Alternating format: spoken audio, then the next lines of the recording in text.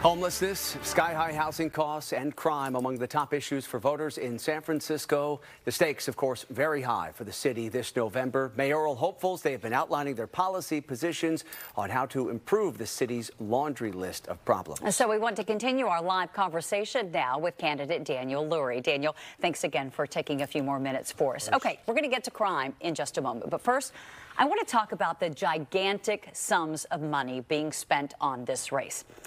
My mailbox has been flooded with these election mailers, and I just want to be honest because all of them have come from you.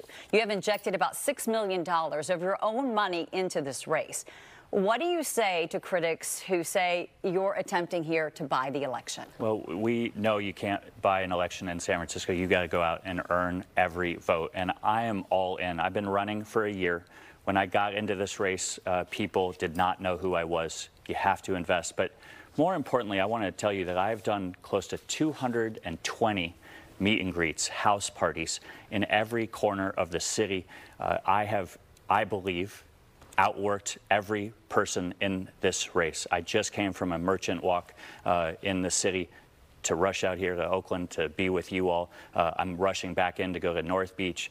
I have not stopped for 367 days, and I want the voters to know that they're going to get a person, a mayor in me, that will not stop working for them. I believe that public service, the truest version of it, not for personal profit or gain, but to serve the people, is going to be how I model my administration. And the voters need to get to know me, and I've been out hustling all year long, and I continue to finish strong through the tape.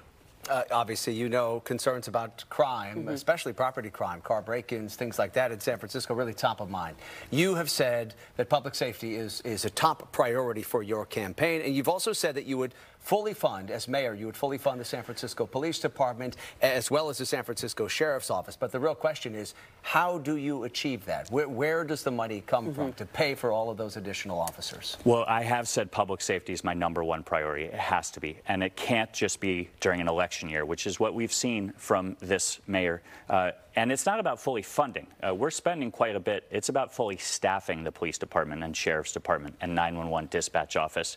We're paying so much in overtime to the short-staffed police force that they're getting tired. We need to lift their morale. They need a mayor that's going to have their back. We need to also make sure that we pull our police officers off of being our homeless outreach workers and our mental health counselors. That's why we need a co-responder model to go deal with people that are struggling with addiction on the street, in the throes of mental health crisis, pull those people into a 24/7 crisis and get them into mental health and drug treatment beds. That will allow our officers to get back walking the beat in commercial corridors, protecting our small businesses. That will be my commitment, to fully staff our police department. How do you attract those additional officers, though? Because that's the struggle right now. Absolutely. So first, you have a mayor that stands behind them. Second, you make sure that you get them off of being our mental health and homeless outreach workers. So that lifts morale, and then they start recruiting others.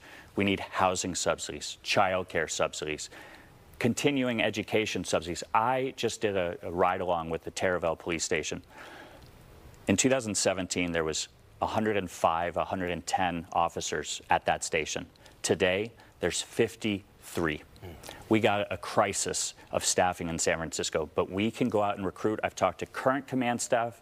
I have the former mayor, Frank Jordan, supporting me, former commander Paul Yep. We've all talked about how we could go recruit 425 officers in my first 3 years as mayor. Wow, that's a really ambitious goal. That is a challenge facing so many law enforcement agencies. You mentioned the drug crisis, Daniel, and you have suggested that San Francisco should bar alleged drug dealers from the neighborhood where the crime occurs. How do you see that actually happening, and what's been the pushback to that? There hasn't been much pushback. We want to think of Find My iPhone technology. We put an ankle monitor on somebody that has been arrested for dealing drugs in our city. We want to push our DA and the judges to make sure that there's a stay-away order and a search condition. And with that technology on somebody's ankle, that will ping law enforcement if they come back into the Tenderloin or into Soma, the place where they were arrested. We can then go pick them up immediately. This is something new because people say, oh, well, you already use ankle monitors. Well, we do it if you don't show up for your court date. or a third or But fourth not if you arrest. go back to a I certain- want to do it after a first arrest. And we have to get tough, Heather.